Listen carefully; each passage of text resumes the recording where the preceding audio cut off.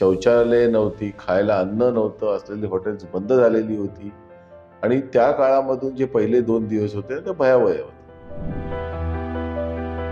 जे लोक काही म्हणतात की अरे कोण आहे, नाही नाही 7/12 या पोरांच्याच नावाने आहे. पण जो त्याचा 7/12चा जो मालक आहे तो जर मुंबईत आला तर तुम्हाला एवढं काय झोमण्यासारखं होतं.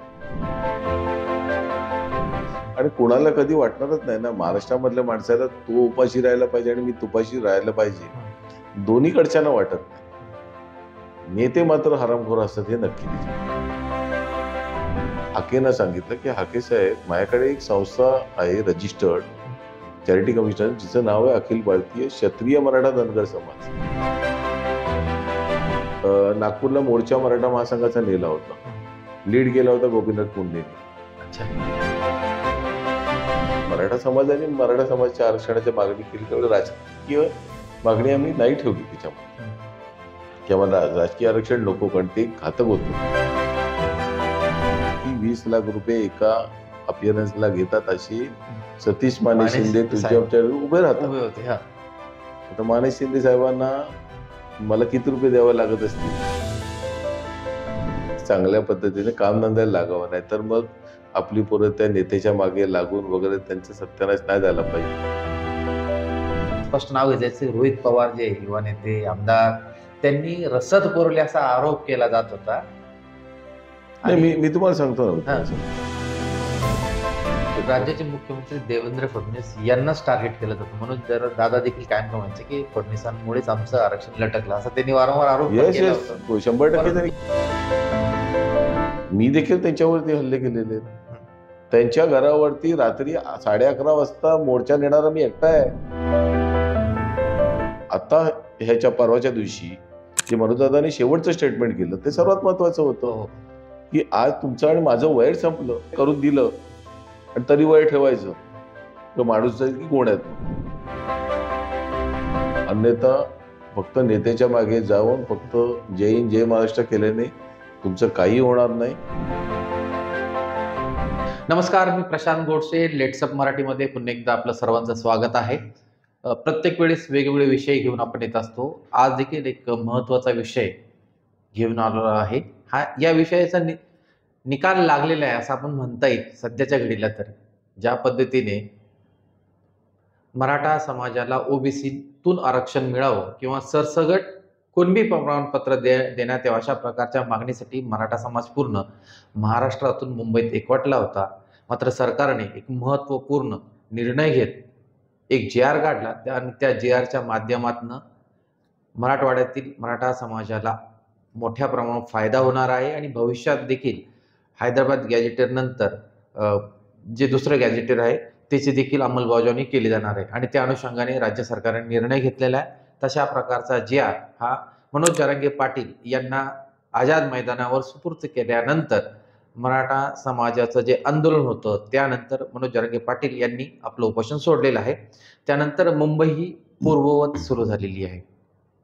खरं तर हे सर्व घडत असताना ज्या 5 दिवसामध्ये मुंबईमध्ये मराठा समाजाने केलेले आंदोलन, अर्थात म्हणजे मनोज जरांगे पाटील हे आझाद मैदानावर बसले होते आणि त्यानंतर कशा प्रकारे मुंबई जाम झाली आणि कशा प्रकारे सरकारची कसरत, प्रशासनाची कसरत आणि त्यानंतर सरकारला एक पाऊल काय 2 पावले मागे जावं लागले आणि मनोज जरांगे पाटील यांचं म्हणणं समजून घ्यावं लागलं.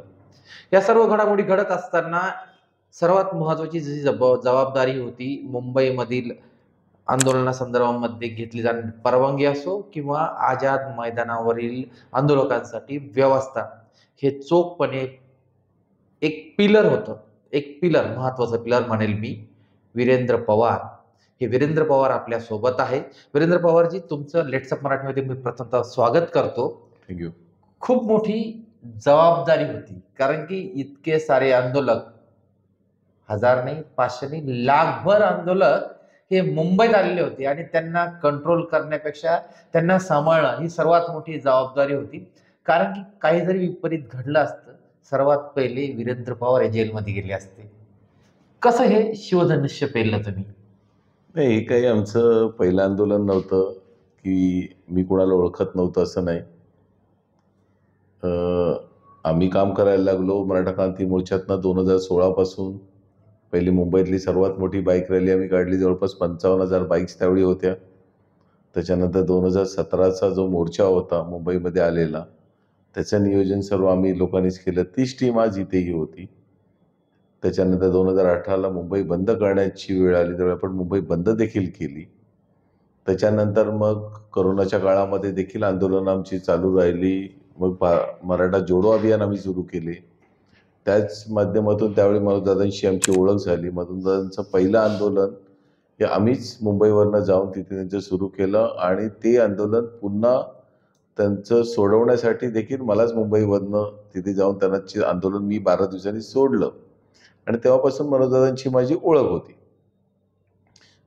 यावेळीचं जे आंदोलन होतं ह्याच्यामध्ये आमची कसरत खूप होती, कारण जे आमचे टीम मेंबर होते, प्रशांत सावंत मेन होता माझ्याबरोबर, अमोल जाधवराव, किरण सावंत, त्याच्यानंतर उतेकर, आमचं सचिन तोरात, सागर कदम, त्याच्यानंतर बालुशा माने, त्याच्यानंतर काकडे, अरुण काकडे, म्हणजे बरेचसे कार्यकर्ते होते की ते म्हणजे त्यांची नावं कोणाची ना कोणाची राहणार आहेत. नवी मुंबईमध्ये विनोद पोकरकर होता, त्याच्यानंतर तिकडनं अंकुश कदम होता, त्या साईडला विनोद साबळे होते, आपले कडू होते, गणेश कडू होते, त्याच्यानंतर सुनील पाटील, अशी फौज चांगली होती. पालघरमधून देखील आमच्याकडे हे होते, आपले गजानन देशमुख होते, त्यांची टीम तिकडनं होती आणि ह्या सर्वांना घेऊन आम्ही ही ताकद आमची बनवत होतो. परंतु एक यावेळी आम्हाला जी सर्वात मोठी अडचण होती ती ही होती की आमची जी मेजर टीम होती, मेजर मुंबईतले जे राहणारे लोक हे जास्त करून कोकण वगैरे आणि पश्चिम महाराष्ट्रातले असल्यामुळे गणेशोत्सवाचा मोठा महोत्सव, प्रत्येकाकडे मंडळं, प्रत्येकाचे घरचे गणपती आणि त्याच पिरियडमध्ये असल्यामुळे हे सर्व लोक हे मुंबईच्या बाहेर होते आणि ते टोटल म्हणजे पहिल्या दिवसापासून ते शेवटच्या दिवसापर्यंत मुंबईच्या बाहेरच राहिले आणि त्यामुळे त्यांना हा आंदोलन जे आम्ही आमच्या वेळी जेव्हा सांगतो की आम्ही जगलो हे आंदोलन, आम्ही हे आंदोलन बघत असताना आम्ही वेगवेगळ्या परिस्थितीमधून गेलो, न्यायिक प्रक्रिया झाल्या, आपण काय म्हणतो नॅचरल कॅलॅमिटीज आम्ही पाहिल्या की पाऊस धोधो पडला तिथे, त्या ह्याच्यामध्ये लोक राहिली, आमच्याकडे पियायला पाणी नव्हतं, शौचालय नव्हती, खायला अन्न नव्हतं, असलेली हॉटेल्स बंद झालेली होती आणि त्या काळामधून जे पहिले 2 दिवस होते ते भयावह होते. आमच्या स्टेजच्या इथे चिखल झालेला होता सर्व आणि फार कमी वेळामध्ये पुन्हा आम्ही रिस्टोर स्वतःला केले. एका दिवसामध्ये आम्ही रिस्टोर केले. काही किचन्स आम्ही चालू करू शकलो, आम्ही ते केलं. काही ठिकाणी लोकांना सांगून आम्ही पाणी मागून घेतलं, काही ठिकाणी 4 पट किमती देऊन आम्ही पाणी मागून घेतलं, कारण प्यायला देखील पाणी नव्हतं आणि मग जे काय करता येईल तेवढं आम्ही केलं आणि सर्वजण जे हातभार लावत होते ना ते वाखाणण्याजोगळे होते. म्हणजे काही गोष्टी मला बघायलाही लागायचं नाही झालं, बॅरिकेडिंग झालं, हे झालं, ते झालं. मध्येच त्यावेळी पत्रकारांवरती काही प्रसंग झाले म्हणून त्याच्याकडनं मग त्या प्रसंगातनं पुन्हा बाहेर पडायचं, मग त्यासाठी लागणारी उपाययोजना होती ती करा ताबडतोब. या सर्व ह्या ज्या गोष्टी करत राहिलो आणि त्याच्यातनं कुठेतरी आम्ही सरकलो पुढे आणि ज्यावेळी नंतर जे आंदोलक होते ते वेगवेगळ्या ठिकाणी फिरत होते. मग कोर्टाचे निर्देश आले की ट्रॅफिकवरती त्याचा परिणाम होतोय, अमुक गोष्टी होतात, तमुक गोष्टी होतात, मग कोर्टाकडनं पुन्हा ऑर्डर येणं आणि मग पुन्हा न्यायिक प्रक्रिया सुरू होणं, हा एक वेगळाच अनुभव यावेळी होता. कारण 9 ऑगस्ट 2017चा जो मोर्चा होता तो सर्वात मोठा होता. म्हणजे आपल्याकडे आता जे आलेले होते त्याच्या कमीत कमी 5 ते 10 पट होतं त्यावेळी आलेला मोर्चा. ते आम्ही जबाबदारी सांगतो, हे आत्ता आलेल्यापेक्षा 5 ते 10 पट 100% होता मुंबईतला. आता आमच्याकडे काय झालं होतं, अर्धी लोक नवी मुंबईच्या बाहेर थांबली होती आणि एक पार्टच मुंबईत आलेला होता. त्यामुळे मुंबईमध्ये आम्हाला तेवढाच कंट्रोलमध्ये होतं, त्यामुळे तेवढा प्रॉब्लेम नव्हता. परंतु 2017मध्ये जो आलेला क्राऊड होता त्यावेळी ते शिस्तीचं पालन वगैरे या सर्व गोष्टी असल्यामुळे आणि तो 1 दिवसाचा होता, ताण नाही आला, बाकीच्या गोष्टींची काही जास्त ही करायची नव्हती. परंतु हा जो मोर्चा आला हा फार ॲग्रेसिव्ह होता, मुलं होती आणि डायरेक्ट आपण म्हणतो ना from the farm to your house असं तो होता. म्हणजे ही जी मुलं निघालेली होती हे सर्व शेतातनं निघून डायरेक्ट मुंबईच्या प्राईम जो साऊथ मुंबई आहे तिथे हे आलेले होते. त्यामुळे आणि खरंच आहे की त्यांच्या नावानेच मुंबईचा 7/12 आहे. हा. जे लोक काही म्हणतात की अरे कोण आहे, नाही नाही, 7/12 या पोरांच्याच नावाने आहेत. कारण जी पोरं ज्याप्रमाणे जगली आहे तिथे पहिले 2 दिवस हाल झाल्यानंतर, मी आज सांगतो ना की मुंबई हसली असेल त्या दिवशी. तिला बरं वाटलं असेल की कोणतरी आपली मुलं येऊन इथे माझ्याकडे नाचली, खेळली, बागडली, राहिली, तक्रार न करता स्वतःचं अन्न पाणी जे मिळालं ते घेतलं आणि ते हसत हसत मुंबईच्या बाहेर गेली, नाचत गेली, गुलाल उधळत गेली. आता याच्यापेक्षा पलीकडे आपण काय अजून एक्सपेक्ट करू शकतो? लोकांना फार वाईट चुकीची अंदाज होते तिचे की असं होईल तसं होईल, पण तो तसं न होता, कारण या मराठा समाजाची मुलं आहेत, अवघं काही करणार नाहीत आणि जे जे त्यांच्या मनामध्ये होतं ना त्या सर्व गोष्टी त्यांनी केल्या. त्या ऐतिहासिक ज्या 2 इमारती होत्या, छत्रपती शिवाजी महाराज टर्मिनस इमारत आणि मुंबई महापालिका इमारत, त्या इमारतीचा जो मधला भाग आहे तिथं भाजी भाकर खाण्याचा असा प्रसंग मी तो इतिहास पहिल्यांदा तिच्या इतिहासकारांनी पाहिला असेल आणि जे आता जे साक्षीदार झाले त्यांनी देखील बघितलं असेल.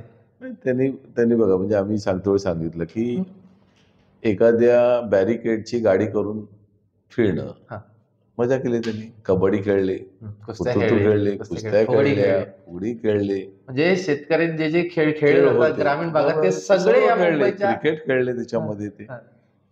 आणि तक्रार कधीच आम्हाला केली नाही की आम्हाला हे नाही ते नाही वगैरे.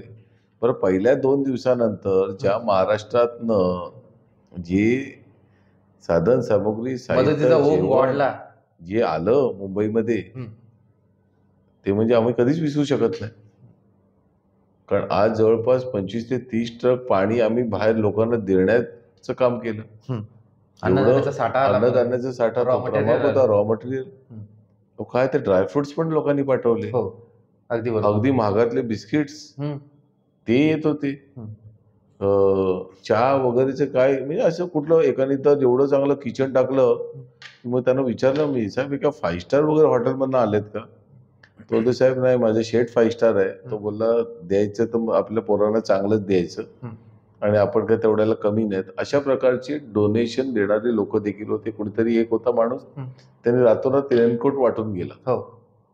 आम्हालाही नाही तो अदृश्य ब्लँकेट वाटण्याचे थोडेफार माहिती होत्या, पण हा अदृश्य एक डोनर निघाला की ज्यांनी ब्लँकेट वाटलं, आपलं प्लास्टिक वापरत धोधो पावसामध्ये. कोण, मला अंदाज आहे कोणी केला, त्याला मी पाठीवरती थाप देखील मारली, परंतु त्यांनी असं दाखवलं मला की मला काहीच माहिती नाही. मी त्याला सांगितलं, शोधत होतो, मी त्याला परावृत्त केलं नाही की बोल म्हणून, कारण त्यांनी न सांगता न विचारता केलेल्या काही हे होत्या. ते कळत होतं की पाऊस धोधो आहे आणि पहिल्या दिवशी जर काहीच मिळालं नाही, उपाशी पोटी होते, तर दुसऱ्या दिवशी काही ना काहीतरी पोचत राहिलं पाहिजे. सर्व घरातनं वगैरे सर्व सामान आणायला चालू केलं.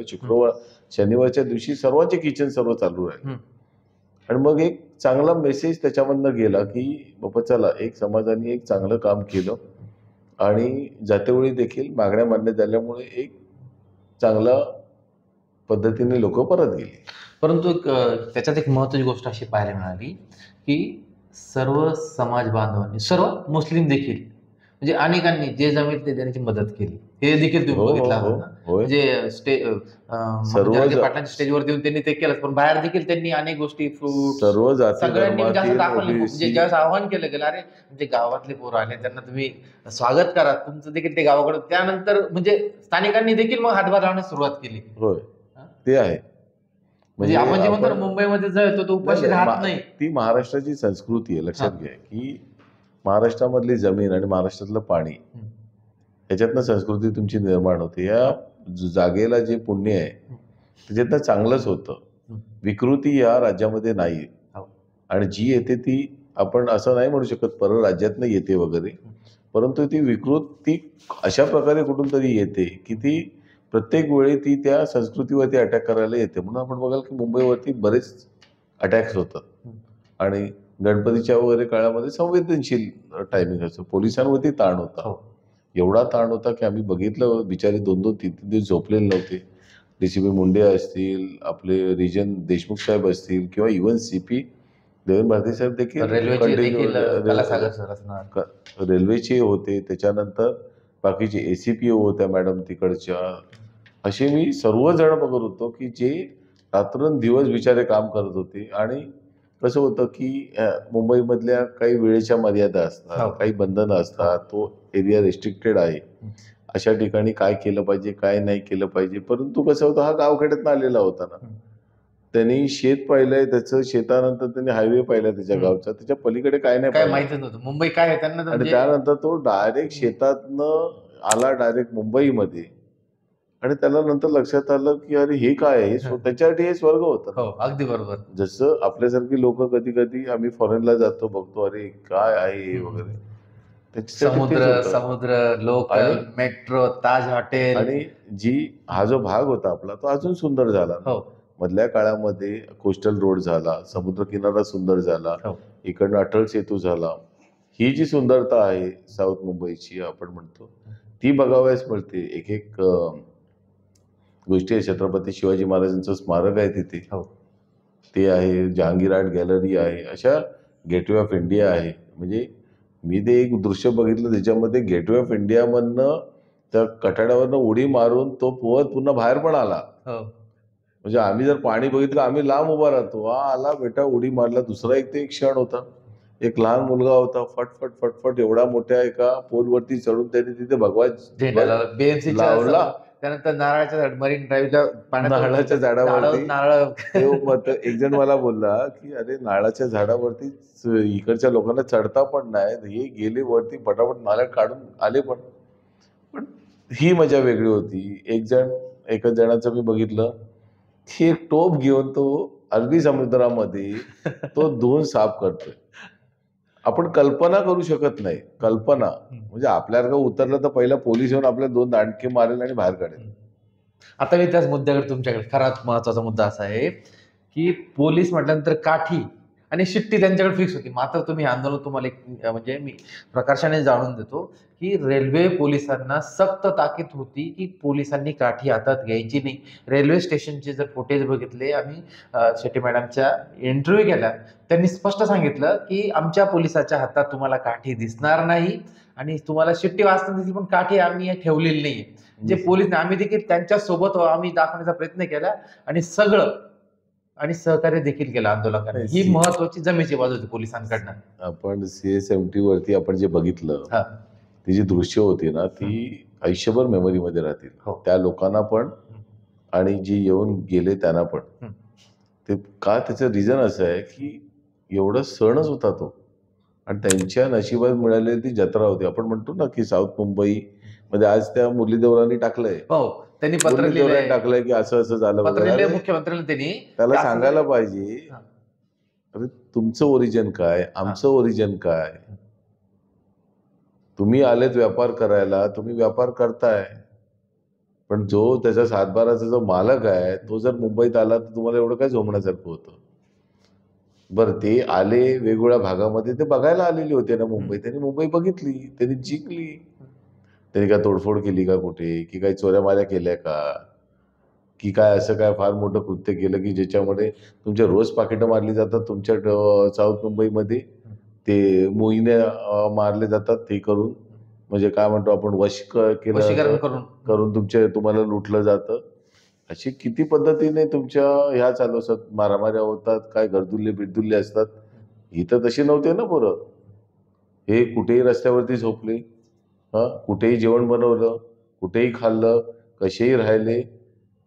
बरोबर आहे. त्यांनी तक्रार केली का कोणाला, बरं त्यांनी तुम्हाला त्रास दिला का? अजिबात नाही. काही ठिकाणी म्हटलं की आमच्या गाड्या अडवल्या गेल्या, पण त्यांच्या गाड्या पहिल्या अडवल्या गेल्यात. आणि याचं कारण सांगतो मी काय झालं ते. मी पण नंतर विचार करायला लागलो की हे चुकलं कुठे. पोलिसांबरोबर आम्ही अगोदरची मोर्चा केले होते. काल आमची चर्चा होत असताना एक लक्षात आलं आम्हाला की पाऊस एवढा जोरात होता त्या काळामध्ये. म्हणजे शुक्रवारी आंदोलन सुरू झालं, गुरुवारी संध्याकाळच्या एवढं की जे बोर्ड केलेले होते डायव्हर्जनचे, तर ह्या गाड्या रूट कसं होतं, ते वडाळ्यावरनं खालती येणार होत्या. वडाळा मार्गे ह्या गाड्या खालती येणार होत्या, म्हणजे त्या खालतून आल्या असं. त्यांना ते फलक त्या पावसामध्ये दिसलेत नाहीत आणि गाड्या सरसकट सिटीमध्ये आल्या. सरसकट सिटीमध्ये. आणि सिटीमध्ये ह्याला उतरल्यावरती, कर्नाक बंदरला उतरल्या, मग गाड्या फिरणं शक्य नव्हतं तेवढं. आणि त्यामुळे या गाड्या एक एक दोन दोन करून त्या मुंबईमध्ये त्या आल्या. त्यामुळे हे आम्ही नंतर विचार केला की 9 ऑगस्टला आम्ही एवढं मोठं मोर्चाचं नियोजन केलं, असं कुठे कधी फसलं नाही. हे कसं फसलं? मग नंतर ते कळलं की त्या पावसाच्या ज्या चालू असलेल्या जोरामुळे तो सर्व गडबड त्यावेळी झाली. आणि म्हणून आम्ही ह्यांनाही सांगितलं की सर, ही जर तिथे थांबून अशी खालती आली असती तर ते बोलले, साहेब काय होता, पाऊस होता, त्यांना ते बोर्ड दिसत नव्हते, ते गाड्या एका मागोमाग एक सर्व निघाल्या, तर त्या आतमध्ये आलं. मग त्यांना जे मिळालं ते वास्तव्य केलं. कारण माणूस काय बघतो, कन्व्हिनियन्स. काही लोकांची आता कसं आहे, मार्केट वगैरे असल्यामुळे प्रत्येकाचे गावचे बिवचे असे लोक कोण ना कोणतरी असले, कुठे कुठे ते विसावले.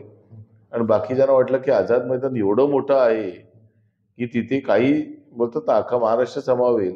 कारण त्यांच्या डोक्यामध्ये असलेलं आझाद मैदान हे माझं 9 ऑगस्टचं 2017ला केलेलं जे होतं ते होतं, जे आमचा मोठा ग्राउंड होता. आता ते हे झालं छोट छोट. आणि आता जे आम्हाला मिळालेलं होतं ते एक छोटासा तुकडा होता त्याच्यामधला. आणि त्याच्यामुळे ते एवढे समावणं शक्य नव्हतं. जर आम्हाला क्रीडा खात्याने जर आमच्या अर्जावरती हे करून आम्हाला ते जर मोठं ग्राउंड दिलं असतं, या काही बऱ्याचशा बिकट परिस्थिती आल्याच नसत्या, व्यवस्थित सेट झालं असतं. परंतु प्रशासनाने ते म्हणतात की आमच्याकडे गणपतीला स्टाफ नाही वगैरे, असं करत करत ते केलं. JR हातात मिळाल्यानंतर जरांगे पाटील आणि सगळे आंदोलक मुंबईतनं रात्रीच बाहेर पडले, पुष्कळचे. दुसऱ्या दिवशी कोणी मुंबईत दिसलं नाही, ग्राउंड एकदम चकाचक हो, नाही सगळं नाही, होतं एकदम. रात्री देखील समाज तुमच्या माध्यमातून एक सांगायचंय, हे जेवढी मुलं आली होती किंवा जेवढे पुरुष मंडळी आले होते, त्यांचे म्हणजे ज्या मुलांच्या बहिणी असतील आलेल्या किंवा त्यांच्या आई असतील किंवा ज्यांची आपण काय म्हणतात मिसेस असतील किंवा बायका असतील, त्या लोकांनी एक सांगणं आहे माझं, हे जे आले होते ना पोट्टे सर्व मुंबईत, त्या लोकांनी ना जीवाची मुंबई केली तुमच्याशिवाय. ही सर्वात मोठी बाब आहे. खाल्ल्या पियाल्या मस्त मजा केलेली आहे. हे ज्यावेळी आता येतील ना परत, ह्यांना वावरातनं 15 दिवस बाहेर काढून देऊ नका. एवढी अख्खी जीवाची मस्त मुंबई केलेली आहे आणि त्यात पुन्हा विजयी गुलाल उडवून बिडवून आलेले आहेत. आणि तुम्हाला न घेऊन येता त्यांनी हे सर्व केलेलं आहे. त्यामुळे त्या बहिणींना, त्यांच्या बायकांना आणि त्यांच्या आईना माझं सांगणं आहे, हे पोट्टे तुमची येतील ना, त्याची बरोबर जरा करा. आणि पुढच्या वेळी तुम्हाला घेऊन आले पाहिजेत. ते एकटे एकटे आले नाही पाहिजेत, नाही तर वेगळे सांगा घेऊन जा आम्हाला आणि आम्हाला दाखवा मुंबई कशी आहे ती. आणि मुंबई आपली आहे, तुम्ही यायला कोणाची परवानगी लागत नाही. हे मला खास तुम्हाला सांगणं आवश्यक होतं एवढ्यासाठी. या पोरांनी खूप मजा केलेली आहे इथे. पहिले दिवस हाल झाले त्यांचे, रस्त्यावरती कुठेही राहिले वगैरे. त्याच्यानंतर ह्या लोकांनी जाम जीवाची मुंबई गेलेली आहे. त्यांना विचारा, त्यांची फोटो काढून बघा, काय काय कुठे कुठे कसे कसे फिरत होते, मजा केलेली आहे ते लोक. आंदोलन सकाळ दुपारी संध्याकाळी संपलं, हे पार मुंबई दर्शन करायचे सर्व लोक. मलबार हिल म्हणा, ते गिरगाव चौपाटी बघा, त्याच्यानंतर त्या जुहू चौपाटीला पण दिसायची. आम्ही बोलतो जुहू चौपाटीचा पत्ता कसा, सर्व त्यांच्याकडे होते. गेटवे ऑफ इंडिया चांगला बघितलेला आहे. गेटवे ऑफ इंडिया म्हणजे काय घेऊनच नाही गेले, नशीब तो गेटवे ऑफ इंडिया. तर तो तुमच्या जालन्यामध्ये दिसला असता मला गेटवे ऑफ इंडिया नाही. असो, काय थोडासा एक ह्याचा आहे, मस्करीचा भाग आहे. परंतु जे आले होते त्यांनी आंदोलन करण्यामध्ये सर्वांनी खूप मदत त्याची झाली. एवढंच मला त्याच्यामधनं सांगायचं होतं. यामध्ये काही दुःखद घटना घडली आहे का? काही म्हणजे भावांना काही यामध्ये दगाफटका झालेला आहे का? काय माहिती तुमच्यापर्यंत? जवळपास 4-1 जणांचे मृत्यू त्याच्यामध्ये झाले, काही हार्ट अटॅकने झाले. आत्ता जो एक झाला तो परतीच्या वेळेला तो ट्रेनमधून पडून त्यांचा मृत्यू झाला. आत्ताच थोड्या वेळापूर्वी आपण शववाहिनीनं त्यांच्यासाठी अरेंज करून गेले. हिंगोलीमधले होते ते, वसमतचे होते. आता ह्या ज्या गोष्टी होतात त्यासाठी आम्ही फार अगोदरपासून काळजी घेत होतो की चांगल्या प्रकारे त्यांनी जावं वगैरे. परंतु अशा दुर्घटना झाल्याने काय होतं की ते एवढं केलेलं सर्व ते आमच्यासाठी ते थोडंसं गालबोट लागतं. ते एवढं चांगलं करून देखील ही घटना व्हायला नको पाहिजे होती. एक अटॅक पण एकांना आला वगैरे, तर ती, परंतु काय असं की प्रकृतीशिवाय समोर आपलं काही नसतं. आणि त्यामुळे ज्या काही सुविधा नंतर आम्हाला देता आल्या त्या आम्ही दिल्या. वैद्यकीय क्षेत्रामध्ये डॉक्टर निकम आहेत, जे HOD आहेत बॉम्बे हॉस्पिटलला, ते स्वतः 2 ते 3 दिवस तिथे लोकांची उपचार करत होते. त्यांची टीम, त्यांचे मेंबर्स होते. JJ हॉस्पिटलचे होते, सुरासे साहेब, त्यांची टीम तिथे होती. असे बरेचसे लोक जी होती, म्हणजे काही माझी नोन आहेत, काही अननोन आहेत, अशी लोक सतत तिथे मदत करत होती. काही माझ्या ओळखीचे होते, काही अनोळखी होते. कोण जेवण आणून देत होतं, कोण चहा आणत होते. एकाने तर पान घेऊन आला होता खायला. पान बरोबर काय आणलं, तर पान यांना खायची सवय आहे ना पान. परंतु ज्या पद्धतीने लोक जे आले होते ते राहिले, नंतर त्यांनी जे जगलं, याच्यामध्ये पावसाने आम्हाला खूप त्रास दिला. खूप म्हणजे खूप. 5 दिवसामधले 4 दिवस पावसामध्येच होते. शेवटच्या दिवशी आमचं मोठं छप्पर झालं आणि आंदोलनच संपलं. त्यामुळे ते आम्ही बोललो, या छप्पर पहिल्याच दिवशी लावलं असतं तर एवढं राहिलं नसतं. संपलं असतं. पण तो असो, जे काय आहे ते तसंच असतं. जे मिळालं त्याच्यामध्ये आनंद आहे. वीरेंद्रजी, दुसरा महत्त्वाचा विषय असा आहे की आता अनेक अभ्यासक असो किंवा निवृत्त न्यायाधीश BG कोळसे पाटील म्हणतात की यामध्ये मराठा समाजाला काही फायदा नाही आणि OBC समाजाला काही नुकसान पण झालेलं नाही. तर दुसऱ्या बाजूला असा विषय, म्हणजे असं आता बोललं जाते, व्हायरल पण होते अनेक सोशल मीडियावरती, मराठे युद्धात जिंकले मात्र तहात हारले, अशा पद्धतीचे टॅगलाईन सध्या फिरत आहे. खरं आता तुम्ही त्या ठिकाणी होतात, आम्ही देखील होतो. नेमकं काय आहे याच्यामध्ये, म्हणजे आता अभ्यासक का? नाही, मी त्यावेळी पहिल्या दिवसापासून सांगितलं होतं की गॅझेटियर बाबत माझा अभ्यास नाही. मी पहिले सांगितलं होतं. त्यामुळे त्यांच्या कुठल्याही बैठकीला अगदी माझं नाव घेऊन बोलवलं होतं. त्यावेळी मी सांगितलं की ज्या गोष्टीमध्ये माझं नाही नॉलेज, तिथे मी जात नाही पुढे. आणि परंतु जे जुने अभ्यासक होते, जुने लोकांच्या मध्ये, त्याच्यामधलं मेन आमचं नाव होतं ते किशोर चव्हाणांचं. किशोर चव्हाणांनी मला 10 ते 12 वेळा मला हे समजावलं होतं की कसा मराठवाडा वेगळा होता, कसा मराठवाडा आतमध्ये आला वगैरे. आणि मग हे केल्याने कसं काय मराठवाड्याच्या लोकांचं विषय. आणि ते स्वतः तिथे होते. त्यांना देखील विचारलं. ते पण बोलले आता बरोबर झालेलं आहे. समिती, तालुका बेसवरती समित्या झालेल्या आहेत. आता मी फार डिटेलमध्ये काय एवढ्यासाठी जात नाही, कारण मला त्याच्या टेक्निकल गेज माहिती नाहीये. उगाचच आपण काहीतरी ओव्हर स्टेटमेंट त्याच्यावरती करणं योग्य नाही. परंतु जर चुकीचं असतं तर सरकार घेऊन नसतं आलं. बरोबर.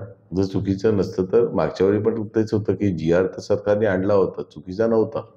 परंतु हरकतींच्या आधारे त्याला बरेचसे कॉम्प्लिकेशन निर्माण झाले. कारण 5-6 लाख हरकती आल्या, तुम्हाला हरकतीला रिप्लाय करावा लागतो. आणि मग त्याच्यामधून त्या प्रक्रिया स्लो होऊन जातात. आत्ताच्या काळामध्ये जो आपण बघितला गॅझेटियर जो लागू झाला, तो फक्त तुमचं हैदराबाद संस्थानचं झालं. अजून तुमचं सातारा संस्थान बाकी आहे. आता मला कोकणातनं फोन यायला लागले आणि कोल्हापूरमधनं पण फोन यायला लागले. कोल्हापूर संस्थान. मी बोललो, बाबा तुमचं तुम्ही बघा गॅझेटियरचं, मला काय कळत नाही. मात्र तुम्हाला मोर्चे बिर्चे घेऊन यायचे.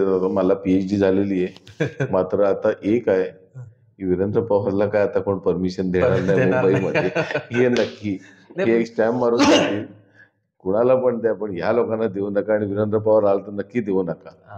कारण ज्या प्रकारचे ब्लॅकलिस्टला चांगलं हायकोर्टाने पण चांगलं माझ्या नावाचं त्यांनी चांगल्या प्रकारे उल्लेख केला तिथे.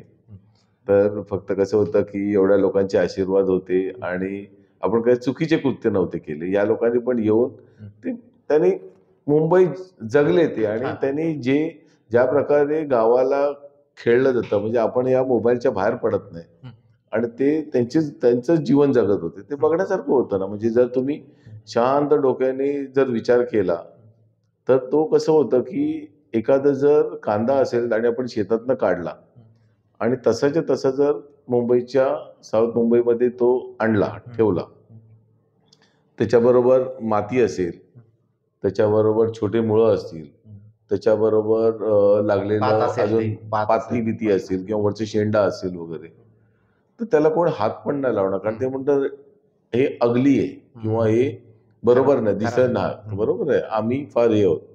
परंतु त्याला जर छाटून बिटून व्यवस्थित पॅक करून, धुवून बिन साफ बीफ करून, वाळवून प्लास्टिकमध्ये पॅक करून आणला की साऊथ मुंबईला तो 2 रुपयाचा कांदा 20 रुपयाला घेऊन जातात. पुढच्या विषयाकडे जाऊ आपण. OBC समाजासाठी देखील आता मंत्रिमंडळ निर्णय घेतला आहे. अनेक OBC समाजाच्या अनेक अडचणींसाठी OBC उपसमिती जशी मराठा समाजासाठी तशी बनवली आहे आणि त्याचे अध्यक्ष हे चंद्रशेखर बावनकुळे असणारी माहिती समोर येत आहे. त्यामुळे आता परत आडकाठी निर्माण होऊ शकते का? काय वाटतं राजकीय दृष्ट्या तुम्हाला? मला नाही वाटत त्याच्यामध्ये, कारण हे सरकारचे आहेत ना.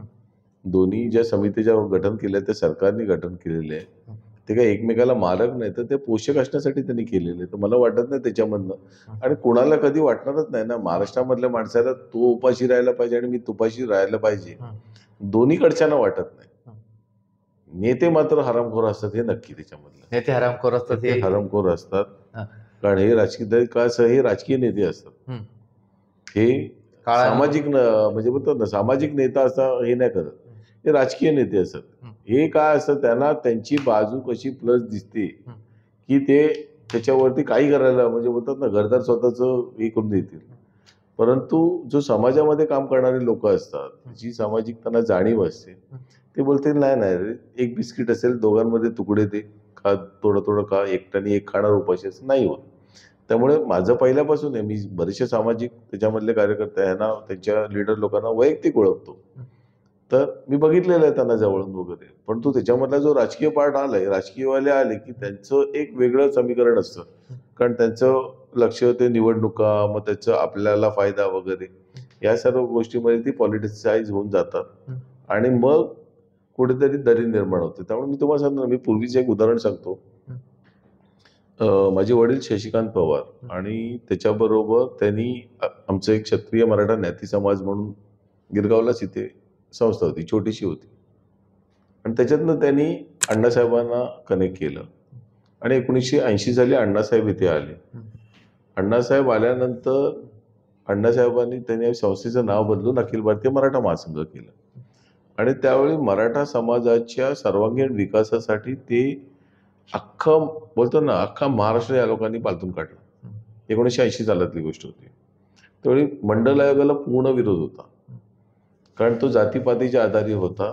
असं नव्हतं की फक्त मराठा त्याच्यामध्ये नव्हता म्हणून, परंतु त्यांनी ती विषमता सांगितली होती की मंडल आयोग जर लागू झाला तर उद्या जाती जातीमध्ये तेढ निर्माण होतील आणि मारामाऱ्या होतील. आणि हेच उदाहरण मी परवा हाकेंना सांगितलं की हाके साहेब, माझ्याकडे एक संस्था आहे रजिस्टर्ड चॅरिटी कमिशनर, जिचं नाव आहे अखिल भारतीय क्षत्रिय मराठा धनगर समाज, आणि तुम्ही स्वतः क्षत्रिय मराठा असताना तो क्षत्रिय मराठा तुम्ही बाजूला काढला, फक्त धनगर ठेवला तुमच्या आरक्षणासाठी, आणि तुम्ही मग त्याच्यावरती सांगतात की आम्ही धनगर आहोत, आम्ही हे आहोत शोषित वगैरे. असं नाहीये. पूर्वी देखील क्षत्रिय मराठा परीट आहे, क्षत्रिय मराठा गावित आहे, क्षत्रिय मराठा सुतार आहे, असे प्रत्येक जण क्षत्रिय मराठाच म्हणायचा स्वतःला. परंतु नंतर त्या मंडल आयोगाला विरोध त्यासाठीच केला होता की तो जातीपातीच्या आधारात व्यवसाय दाखवला होता. पुढे व्यवसाय धारणे दाखवला, म्हणजे सोनार लावला तरच तुला मिळणार, दैवज्ञ ब्राह्मण लावलं तर मिळणार नाही, अशा गोष्टी केलेल्या होत्या. परंतु तो लागू पण काँग्रेसने नाही केला, तो व्ही.पी. सिंग सरकारने केला ज्यावेळी ते आले थोडक्या याच्यासाठी. आणि मग एकदा लागू केल्यावरती ते करावं लागतं. आणि मग ती लढाई मराठा समाजाची सुरू झाली की आता लागू तर झालाय आणि मराठा समाज त्याच्यामध्ये नाहीये, म्हणजे तुम्हाला बहुजनांपासून वेगळं करून टाकलं. आणि ती पहिली फूट होती मराठा समाजाला संपूर्ण ह्याच्यापासून बाहेर. मी तुम्हाला सांगतो, माझ्याकडे फोटो आहेत 1984 की 85च्या किंवा 86-87 असेल. नागपूरला मोर्चा मराठा महासंघाचा नेला होता, लीड केला होता गोपीनाथ मुंडेने. अच्छा. आमच्या घरी माझे आजोबा वारले होते, त्यामुळे वडील पोचू शकत नव्हते, लीड केला होता गोपीनाथ मुंडेने. अच्छा. मराठा समाजाचा मोर्चा ओके. आहे आमच्याकडे. त्यावेळीपर्यंत मंडल आयोग नव्हता. म्हणजे ही विषमता झाली ना, आज करतील का कोणी? आज नाही, आज नाही होणार शक्य. ते सांगतो ना, एकमेकावर आरोप प्रत्यारोप. आणि मग ह्या ज्या बारीक बारीक ज्या गोष्टी आहेत त्याच्यातनं वाढत गेलेली ती विषमता आहे. मग मला आम्हाला मिळालं, तुम्हाला नाही मिळालं, आणि ते राजकारण आलं पुन्हा त्याच्यामध्ये, की राजकारणामध्ये भागीदारी आली. मग बरं झालं की आमचे पोरं यायला लागले, आलेच पाहिजेत ना, दुसऱ्या जाती धर्मातली सर्व मुलं आलीच पाहिजेत त्याच्यामध्ये. म्हणून ज्यावेळी मराठा समाजाने मराठा समाजाच्या आरक्षणाची मागणी केली त्यावेळी राजकीय मागणी आम्ही नाही ठेवली त्याच्यामध्ये, की आम्हाला राजकीय आरक्षण नको, कारण ते घातक होतं. अजून त्याच्यामध्ये आपण राजकारण आहेत आधी जेवढे ढिगभर बसलेत त्याच्यामध्ये अजून घ्यायची, त्याच्यापेक्षा आम्ही ते राजकीय आरक्षण म्हणून एसीबीसी मध्ये राजकीय आरक्षण नाहीये ना मला 10%, आणि त्याच्याबद्दल कोणी कुरकुर नाही करत, कारण आहेत आमचे भरपूर. बरं, सगळ्या गोष्टी होत आहे, आपण बोलताय, सगळी माहिती पण सांगताय, पण एक महत्त्वाचा विषय असा आहे की वीरेंद्र पवार ही व्यक्ती नेमकी आहे तरी कोण? काय तुमचं कार्यक्षेत्र आहे? काय करता तुम्ही? पण तुम्हाला वेळ नाही म्हणून तुम्ही अशा लोकांच्या मदतीला उभे असतात किंवा नाही, समाजासाठी नाही. मी असतात मी किंवा तुम्हाला सांगतो, हं, खरं आहे ते सांगतो. हं, न मी मनोजदादांसाठी तिथे जातो, न मी माझे मराठा समाजासाठी जातो, न कुणासाठी जातो. हं, माझ्या वडिलांचं जे स्वप्न होतं, हं, कारण ते ही अख्खी लढाई ते लढले शेवटच्या दिवसापर्यंत, जवळपास 40 ते 45 वर्ष. कुठलाही मराठा संघटन नसताना मराठा संघटन उभा केलं. अर्ध्या डझनवरती आमदार बनवले, मंत्री बनवले. कधीही कुठलं राजकीय पद घेतलं नाही, काही नाही घेतलं. पण त्यांची एकच गोष्ट असायची की माझ्या समाजाचा कुठेतरी उद्धार झाला पाहिजे, कुठेतरी ते वाढले पाहिजे, समाजामध्ये एकोपा राहिला पाहिजे आणि बाकीचे लोक बरोबर राहिली पाहिजे, ही त्यांची पहिल्यापासूनची इच्छा असायची. ते मला नंतर एकदा पण बोलले की हे जे तू मराठा आंदोलन वगैरे करतोस, म्हणजे आम्हाला ते करावं लागायचं का, तर थोडंसं त्यांच्या वयामुळे आम्हाला ऑटोमॅटिकली यायचं. मग आम्ही हे करतो ते करतो. मग सांगायचं हे सर्व करू नकोस, तू वेळ घालवतोस तुझं. हे जरी मिळालं ना तरी ह्याचे रिझल्ट यायला तुम्हाला 15-20 वर्ष 30 वर्ष जातील. अच्छा. तुमचं संपलेलं असेल. तुम्ही कलेक्टिव्ह काम करा, कॉन्क्रीट काम करा. मग त्या माध्यमातून आम्ही मराठा बिझनेसमॅन फोरमची ही केली, स्थापना केली, ज्याच्यामध्ये आम्ही मराठा समाजातील लोकांना उद्योजक होण्यासाठी आम्ही काम करतो. मागची 10-12 वर्ष आम्ही त्याच्यामध्ये काम करतो. मुंबईमध्ये मी व्यवसायामध्ये 16व्या वर्षी आलो, कारण वडील आमचे हे समाजकारण करायची आणि घर सांभाळायला कोण नसायचं. शेवटी घर चालणार कसं, मग ते आमचा व्यवसाय छोटा होता, प्रिंटिंग प्रेस. मी 16व्या वर्षी धंद्यामध्ये आलो आणि आज असं आहे की सर्व बाकी व्यवस्थित आहेत. काय सर्व गोष्टी आपल्याकडे आहेत, त्यामुळे त्या गोष्टीचा फरक पडत नाही. आणि व्यवसाय पण आमचा साधा आहे, प्रिंटिंगचा आहे. काय आम्ही काय बिल्डर डेव्हलपर वगैरे असे काय नाही. परंतु शैक्षणिक संस्था आपण उभ्या केल्या ज्या आहेत त्याच्यामध्ये आम्ही आहोत आणि त्याच्यातनं आमचं काम चालतं, आमचा उदरनिर्वाह होतो, चांगल्या पद्धतीने होतो.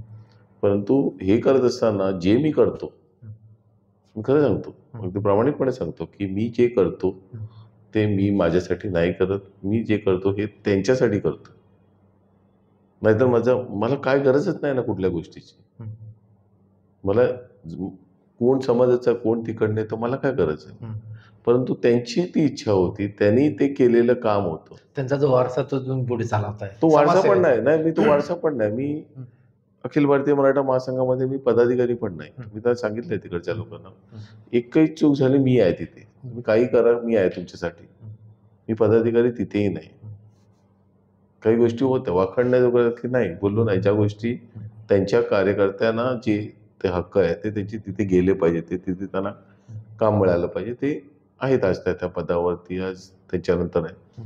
परंतु जी आम्ही घरामधनं ही मुवमेंट पाहिली, अण्णासाहेबांचं एंट्री, अण्णासाहेबांचं जाणं, त्याच्यानंतर विदाऊट अण्णासाहेब मुवमेंट चालणं, पुढपर्यंत येणं, मग भाई जगताप जे आता जे आहेत त्यांची एंट्री, त्यांच्या ॲज आपण म्हणतो कामगार क्षेत्रामध्ये विनायक मेटे सहकारी म्हणून तिथे होते, त्याच्यानंतर त्यांचं हे असे बरेचसे लोक आहेत, बरेचसे. म्हणजे इवन छावा जी संघटना आहे आपली, त्याच्यावरती असं लिहिलेलं असायचं की शशिकांत उर्फ आप्पासाहेब पवार यांच्या प्रेरणेने स्थापन झालेली युवकांचा बुलंद आवाज म्हणजे छावा, असे बोर्ड मी बघितले होते. आपण बोलले हे कधी चालू केलं तुम्ही? अरे तू बघू नकोस, ते सर्व भेटले तर पुन्हा मला इकडनं जाता. आम्ही एकदा ह्याला गेलो होतो, तुळजापूरला गेलो होतो त्यावेळी.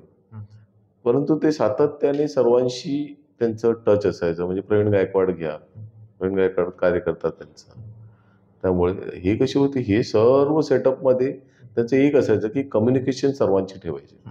आज ते गेल्यानंतर पण मला बरेचसे लोक बोलतात, अरे आज आम्ही कधी कधी फोन बघतो ना, मला वाटतं की आपणचा फोन आहे. मी त्यांच्यासाठी करतो, मला काहीही नाही. आणि मी लॉ ग्रॅज्युएट आहे, कारण मी कायदा विद्याला काय घाबरत नाही. माझे अर्धा का 1 डझन मित्र आहेत, ते म्हणले 6 आता काउन्सिल झालेले. त्यामुळे त्या आपण काही चुकीचे करत नाही, तर त्याबरोबर कोणाला घाबरायची गरज नाही. म्हणजे ज्यावेळेस न्यायालयात जे सुरू होतं त्यावेळेस वीरेंद्र पवार एकदम शांत होते, त्यांना माहिती काय त्याच्यामुळे जे चर्चा होती, वीरेंद्र पवार नोटीस, त्यांना आता पकडलं जाईल, त्यांना अटक होऊ शकते, हे ज्या बाहेर सुरू होत्या सोशल मीडियावर. ते सांगतो की लोक म्हणतात, मी नाही म्हणत, लोक म्हणतात की 20 लाख रुपये एका अपिअरन्सला घेतात अशी सतीश माने माने शिंदे साहेब तुमच्या उभे राहतात. उभे होते. हा. आता माने शिंदे साहेबांना मला किती रुपये द्यावे लागत असतील, तर मीच उलटा जाऊन त्याच्याकडे चहा पिऊन येतो. कारण ते ओळखतात, त्यांनी बघितलेले आहेत, ते सपोर्टमध्ये असतात. बरं, आपण चुकीचं काही काम नाही करत, काही चुकीच्या गोष्टी करायला जात नाही, कोणाकडे पैसे. आज एवढं आम्ही हे घेतलं, आम्ही सांगितलं बाबा आम्ही पैसे कोणाचेच घेणार नाही, ज्यांना द्यायचे त्यांनी कामं चालू आहेत त्यांना डायरेक्टली भरा, आम्ही जाणार पण नाही. जेवढं सामान तिथे येऊन पडलं, हे जर तुम्ही जर व्हॅल्यूमध्ये केलं, काय व्हॅल्युएशन आहे त्याची लोकांनी केलेल्या डोनेशनची. आणि त्यामुळे काम करत असताना आम्हाला कधीच पैसा कमी पडला नाही. आणि उद्योजक आहेत मुंबईतले, बाजूचे वगैरे, समोरून पूर येतात, आमचं काय असेल तर सांगा, आम्ही सांगतो बाबा ह्याला पाठव त्याला. घरात कोण कोण आहे? घरामध्ये मोठा भाऊ, जो स्वतः मराठा मंदिरला शाळा त्याच्या अंडर आहेत, कारण आधी वडील बघायचे, तो आता तिथे सेक्रेटरी आहे. त्याची मिसेस आहे, म्हणजे आमची वहिनी आहे सुवर्ण, जी डॉक्टर आहे. त्याला 2 मुलं आहेत. आई आहे, आई माझा व्यवसाय सांभाळते. ती जर तुम्हाला सांगितलं की आज ती 80 वर्षाची असेल, ती गावाला आमचं एक रूम बांधलेलं आहे, त्याला आम्ही रिसॉर्ट म्हणतो, लोक काय म्हणत असतील माहिती नाही. कोणतं गाव? मंडणगडमध्ये. अच्छा. तर ह्या वयात देखील ते सर्व रिसॉर्ट सर्व ती सांभाळते. तिकडे 3-4 लोकांचा स्टाफ आहे. लोक येऊन प्रामुख्याने तिथेच राहतात, कारण एक ग्रामीण भाग आहे, तालुका आहे एकदम तो. आणि त्याच्यामध्ये वडिलांनीच बोललं इथे काहीतरी करूया आपण वगैरे, तर ती थोडं तिथे असते, त्यामुळे ती तिकडचं सांभाळते. 8 तारखेला व्यवसाय, म्हणजे तिच्याकडे पैसे असतात. आम्हाला पैसे लागले की आम्ही तिच्याकडे मागतो. आणि मी आहे, मला 2 मुली आहेत. एक माझी पॅरिसला शिकते, एक इथे आता 11वीला आहे. त्यामुळे वहिनी साहेब काय करतात? ती घरीच असते, म्हणजे त्यांची मग तुम्ही आता family. एवढं बघता बाहेर, एवढं हो. काम म्हणजे समाजासाठी काम करतात किंवा सामाजिक काम करतात, मग त्यांच्या अडचणीच्या वेळेस तुम्ही उभे राहता का नाही? कारण की तुम्ही जर बाहेर एवढा वेळ देतात, घरी कधी वेळ देता तुम्ही मग? नाही, मी घरी असतो व्यवस्थित. आमच्याकडे मिलिटरी रूल आहे तिथे. अच्छा. हा.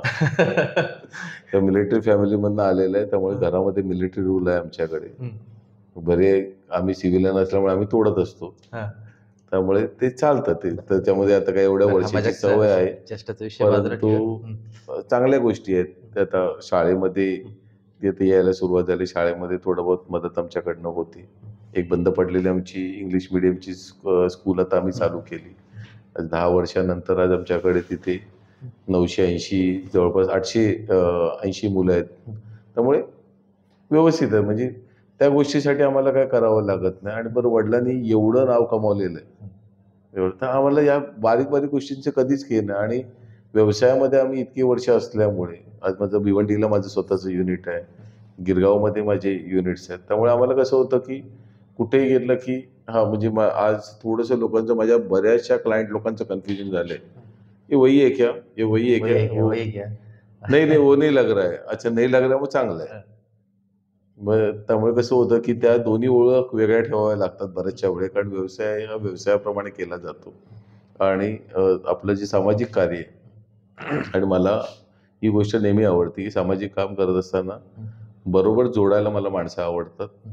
अगदी म्हणजे भले तो माझ्यावरती त्यांनी 4 शिव्या जरी घातल्या, माझं काय नाही पटलं तरी, आपलंही काम आहे बाबा, ह्याला काय बोलायचं नाही. तो आला तर ठीक आहे, ना तर त्याचं चालू राहते, आपण आपलं काम करू, अशा पद्धतीने. पण टीम जी आमची आहे, ती जर टीम तर तुम्ही बघाल तर तुम्ही बोलाल अरे तुम्हाला पाहिजे काय अजून. बरोबर, माझ्याकडे डेव्हलपर्स आहेत, माझ्याकडे इंजिनियर्स आहेत, माझ्याकडे तुमचं काय म्हणतात फॅसिलिटी मॅनेजमेंटचे हेड्स आहेत, माझ्याबरोबर ॲडव्होकेट्स आहेत, सर्व आहेत माझ्याकडे, आणि स्ट्रॉंग आहेत, आणि सर्व होतं. आणि सर्वजण सुशिक्षित, व्यवस्थित, म्हणजे अशी अडाणी असं आपण म्हणू ना की अरे काय कोण काय, असं नाही. व्यवस्थित लोक, कुठे चुकतं की लगेच तिथे टोचणार काय. आणि काम करतेवेळी काम प्रामाणिकपणे होतं. आता परवा पण ज्यावेळी हे सर्व झालं, त्यातले बरेचसे लोक गावाला गेले होते गणपतीला, ते रातोरात पोचले. आणि आम्ही सांगितलं तुम्ही यायच्या अगोदर विसर्जन झालेलं आहे.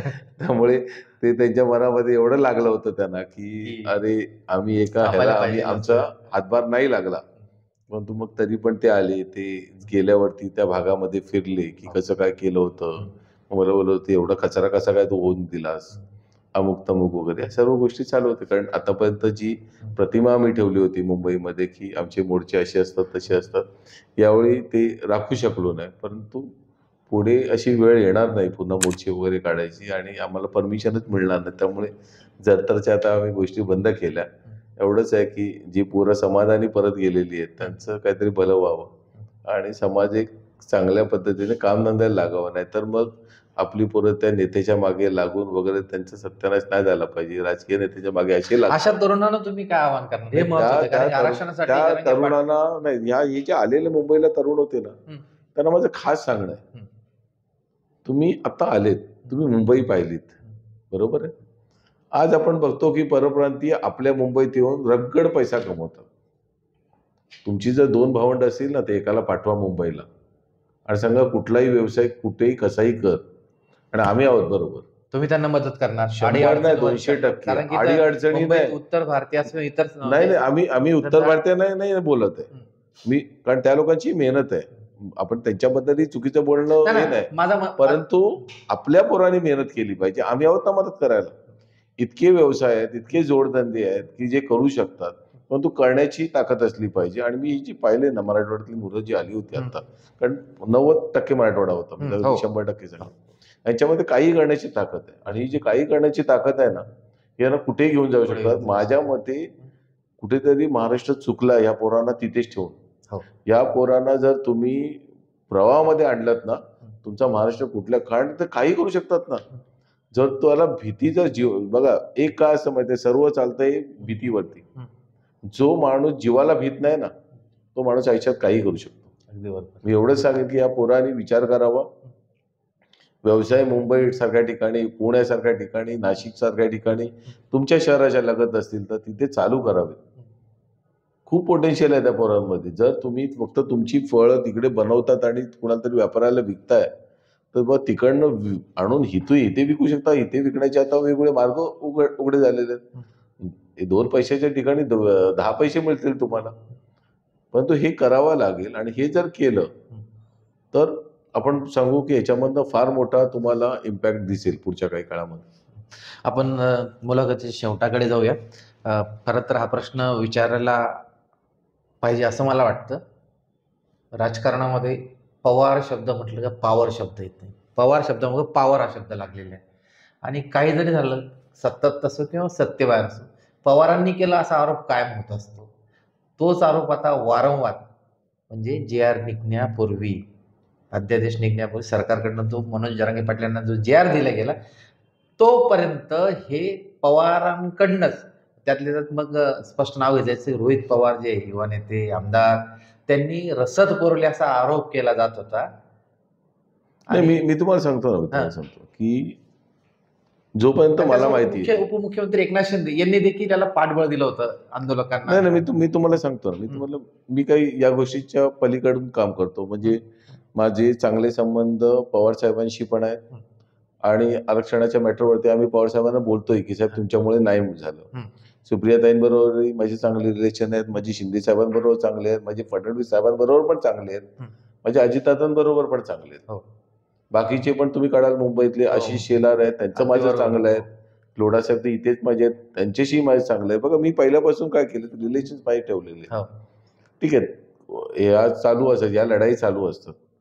परंतु ह्यातल्या एकाही माणसाला मी असं नाही सांगितलं की आम्हाला इथे अशी आर्थिक मदत करा किंवा अमुक करा किंवा तमुक करा. जर त्यांनी स्वतःनी आणून दिलंय, मागच्या वेळी असं झालं होतं की त्यांचा मनोजदादा येणार होते, त्यावेळी रोहित पवारांनी आणून तिथे पाण्याच्या बाटल्या ठेवल्या.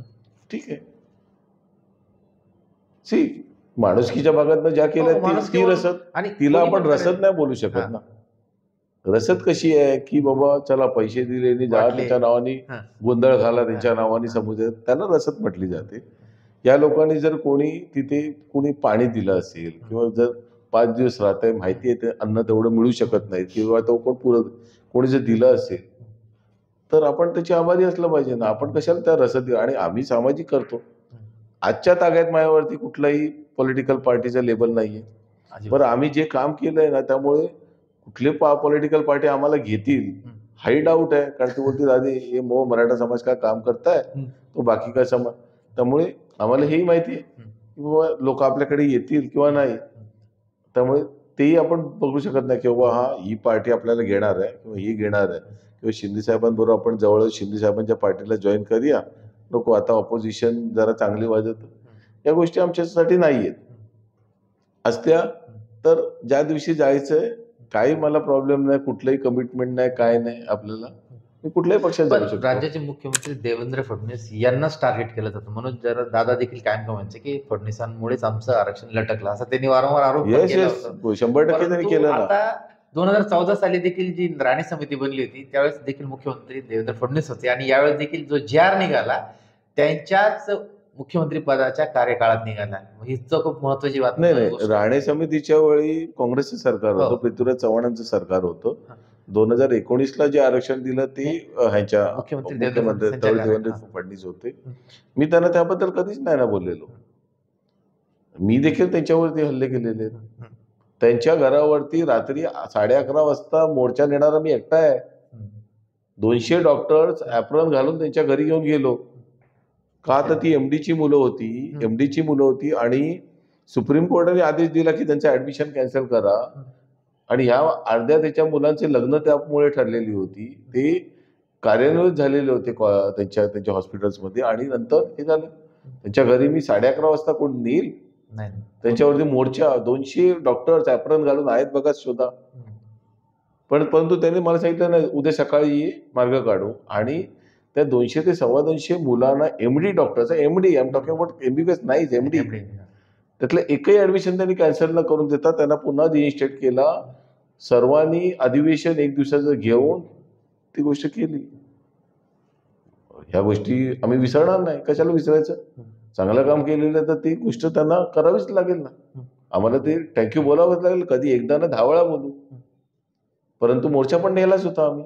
त्यालाही आम्ही नाही केलं की नाही. कारण आम्ही सांगितलं होतं की शासकीय निवासस्थान आहे मुख्यमंत्र्यांचं आणि इमर्जन्सी सिच्युएशन होती कारण ती रात्र व्हायची होती. आम्ही जे सांगितलं असं पोरांना की नाही नाही तुम्ही सकाळी या वगैरे भेटू वगैरे. आणि त्याच्यातल्या एखाद्या मुलाने जर रात्रीच्या याच्यामध्ये जर काय भरवाईट झालं असतं तर मग ते नुकसान भरण्यासारखं नव्हतं ना. म्हणून त्यांना तिथे नेलं. काही आमच्यावरती डायरिया झाल्या त्याच्यावरती नेलं. ठीक आहे. त्यावेळी पण तसं होतं की आम्ही संयमाची भूमिका घेतली.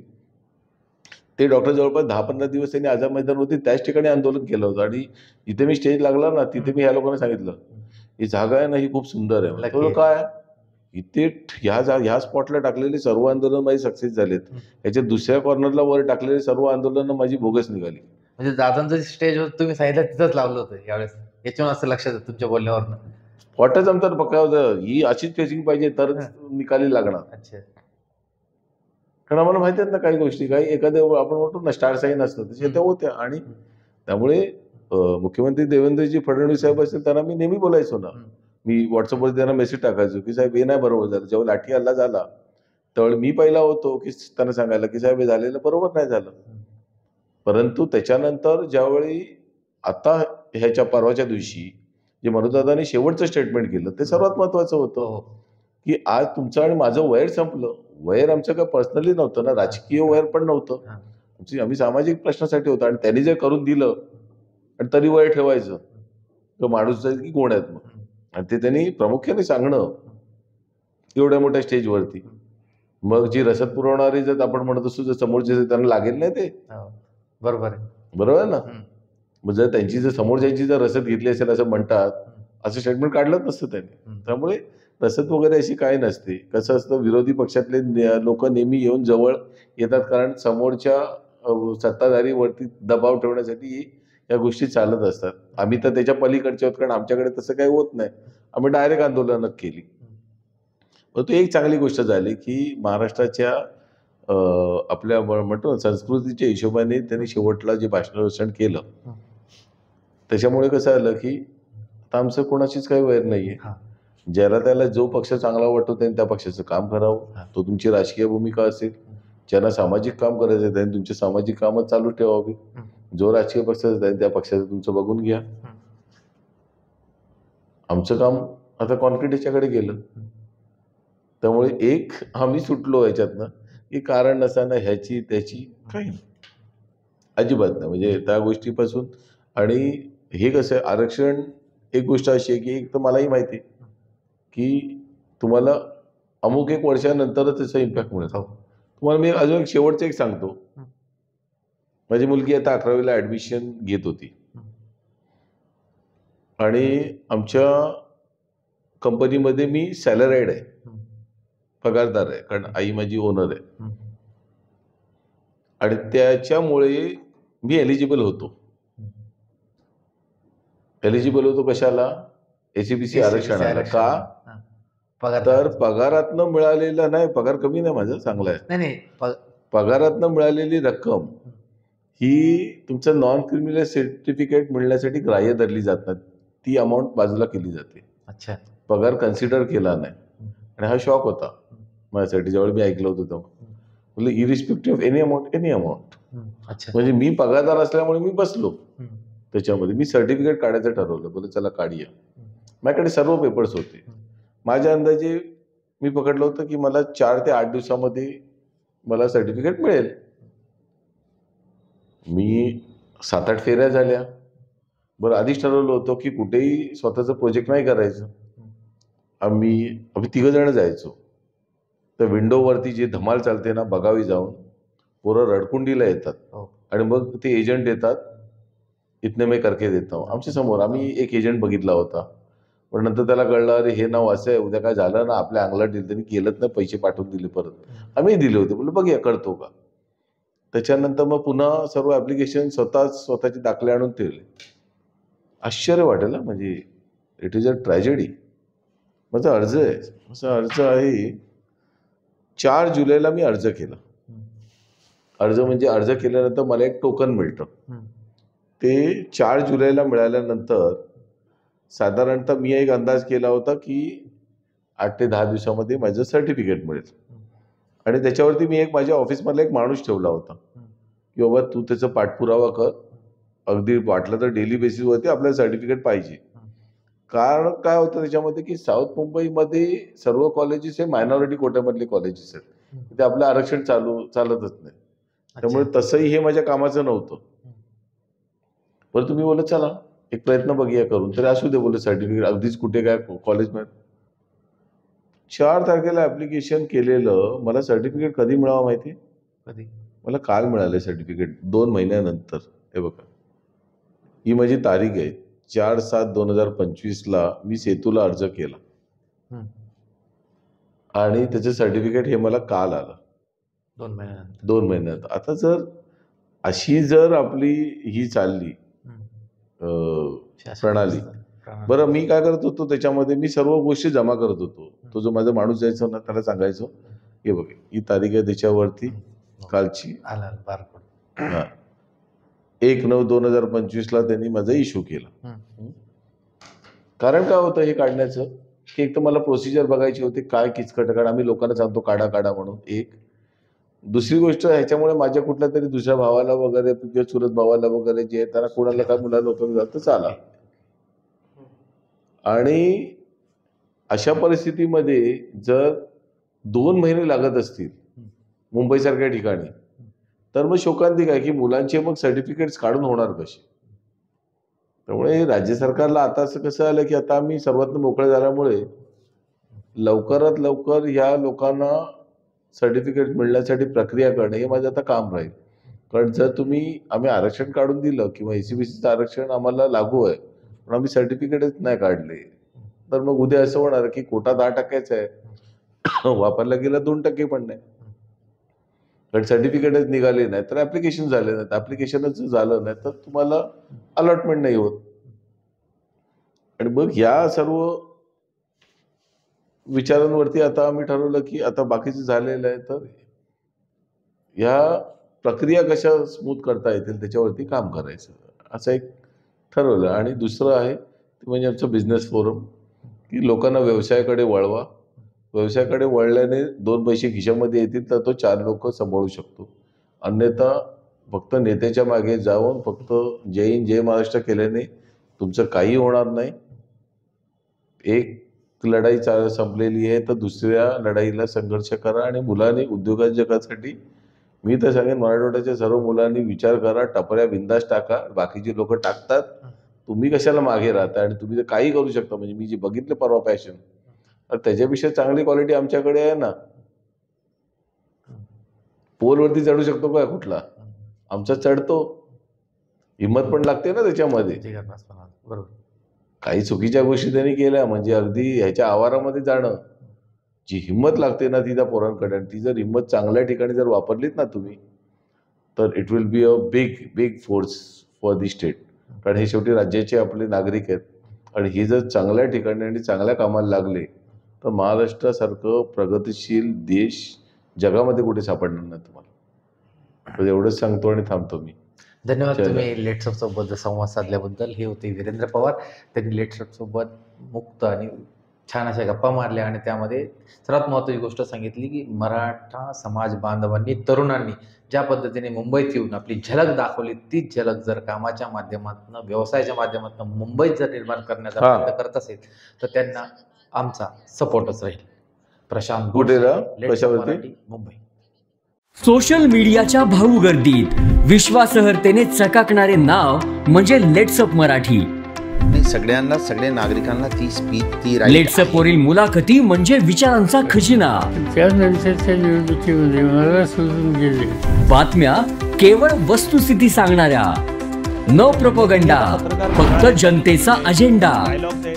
क्योंकि आने वाला कल जाने वाला है, जाने वाला कल आने वाला है. राजकारण, मनोरंजन असो की क्रीडा क्षेत्र, महाराष्ट्राची स्पंदने संवेदनशीलतेने टिपणारे माध्यम म्हणजे लेट्सअप मराठी. जगासोबत एक पाऊल पुढे राहण्यासाठी लेट्सअपचे ॲप, सोशल मीडिया आणि वेबसाईट सोबत कनेक्टेड रहा.